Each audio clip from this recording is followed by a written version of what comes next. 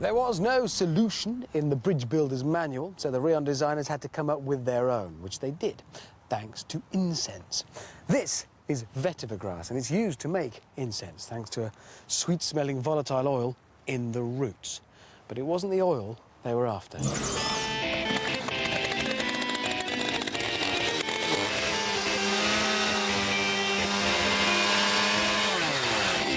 These are the roots, hanging down in here. These contain an oil that really does smell lovely. Now, this grass originates in swamps in India, so harvesting it was horribly difficult, snakes and awful conditions. The growers soon learnt to grow it in places more convenient for harvesting, on riverbanks. And what they then noticed was that these roots, which can grow up to 7 meters long in fully grown plants, stabilised the soft ground they were growing in. And that's what interested the bridge designers. The way that the long, thin roots of the vetiver grass stabilised riverbanks worked for the bridge engineers too. With my own earthquake rig, I'm going to put their solution to the test. Here you go, Jim. Is this it? That's it. And just this many? I've got, what, 6 of them? 6 will be fine. And it's going to be an earthquake of the same strength as before. OK, well, look, I'm going to trust you and your theory. I'm not going to put my waders back on. I'm going to go in. I shall wear just my new boots. You'll be fine. Really? Yeah.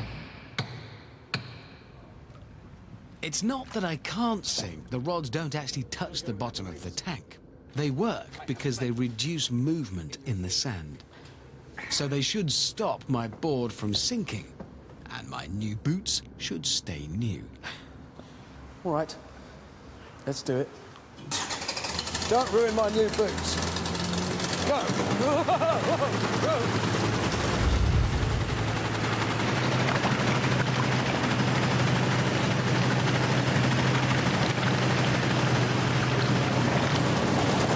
I'm not going any further.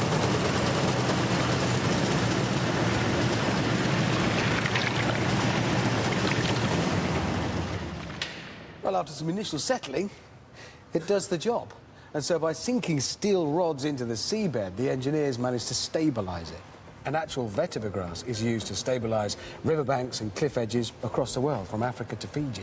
Those long, thin roots hold the soil together. Beneath 3 of the 4 piers of the Rion and Tyrion Bridge are 200 metal piles driven into the sand. They're just like my small ones in the skip, but here each pile is huge, at least 25 meters long. They still don't reach the bedrock. Even more surprising, the bridge doesn't rest on these piles. The tops of the piles are almost a meter beneath the base of the piers. But they're enough to keep the sand from liquidizing, even in an earthquake. The bridge won't sink. This solution had never been used before. Until the construction of this bridge, building on wet sand in an earthquake zone was, well, obviously a big no-no. But thanks to a fragrant gift from Mother Nature, the engineers came up smelling of roses. Well, vetiver grass. Even though the entire weight of the bridge is held up by just these 4 piers, the engineers had succeeded in keeping them from sinking into the ground in an earthquake. But as soon as they solved one problem here, another one came up.